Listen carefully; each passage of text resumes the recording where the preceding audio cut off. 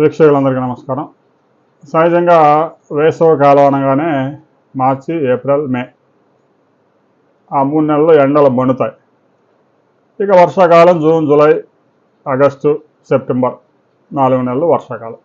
కానీ జూన్లో మాత్రం ఎండలు ఒకవైపు ఉన్నా వర్షాలు ఎక్కువగా కురుస్తూ ఉంటాయి కాబట్టి కొంతవరకు రిలీఫ్ దొరుకుతుంది. కానీ ఈ ఏడాది అలాంటి పరిస్థితులు ఉండకపోవచ్చు. ఎల్నినో ప్రభావం ఇప్పటికే స్పష్టంగా కనిపిస్తూ ఉంది. సాధారణ ఉష్ణోగ్రతల కన్నా కూడా 5 నుంచి 6 డిగ్రీల గరిష్ట ఉష్ణోగ్రతలు నమోదవుతున్నాయి.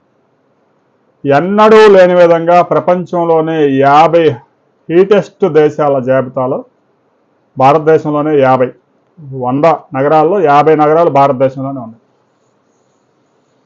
ఉభయ గోదావరి జిల్లాలోని చిట్యాల గరిష్ట ఉష్ణోగ్రతలు నమోదయ్యాయి కోస్తాలో. ఇక విజయవాడలో పెనమలూరులో మంట మండింది 48.1 డిగ్రీ టెంపరేచర్స్. ఎల్నినో ప్రభావం స్పష్టంగా కనబడతా ఉంది. ఋతుపవనాలకు మాయమైపోయాయి.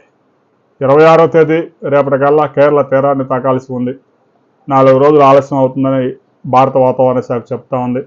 4 రోజుల తర్వాత అయినా కేరళ తీరంలో వర్షాలు పడతాయా లేదనేది కూడా క్లారిటీ లేదు, గ్యారంటీ లేదు. మరో 2 రోజులు కూడా ఆలస్యం అవ్వచ్చు, 2వ తారీఖు కూడా అవ్వచ్చు.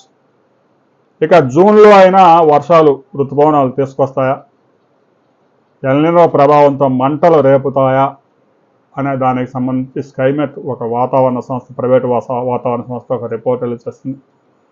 జూన్లో టెంపరేచర్స్ కూడా జనాల్ని తీవ్ర ఇబ్బందులు పెట్టే ప్రమాదం ఉంది. వర్షాలు ఎల్నినో ప్రభావంతో ఋతుపవనాలు కనుక వర్షాలు తీసుకురాకపోతే వేడి గాలులు వీచే ప్రమాదం ఉంది. టెంపరేచర్స్ 45 డిగ్రీల పైన నమోదయ్యే అవకాశం. ఇప్పటికే మే నెల మంటలు లేపుతూ ఉంది. సరే, ఒక 4-5 రోజుల్లో ఇక మే నెల కంప్లీట్ అయినా కూడా ఇక జూన్లో కూడా ఇదే పరిస్థితి కంటిన్యూ అయ్యే ప్రమాద హెచ్చరికలు జారీ చేశారు. దీనికి సంబంధించి 1-2 తేదీల్లో ఒక కీలక రిపోర్ట్ రాబోతూ ఉంది.